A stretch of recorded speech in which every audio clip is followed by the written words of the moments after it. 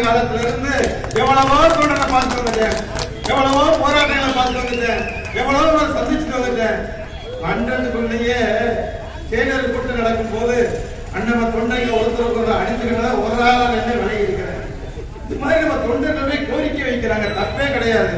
அவர் அவளை விசுவாசமா செயல்படணும். தொடர்ந்து நான் அடுத்த முறை பார்க்கும் போது அவர் எத்தனை கட்சிக்காரனை விடுதலை பண்ணிட்டு வந்தாரு, எத்தனை பேருக்கு ஜாமீன் எடுத்துட்டு வந்தாருன்னு பட்டியல் கொடுப்பார் நம்புறேன்.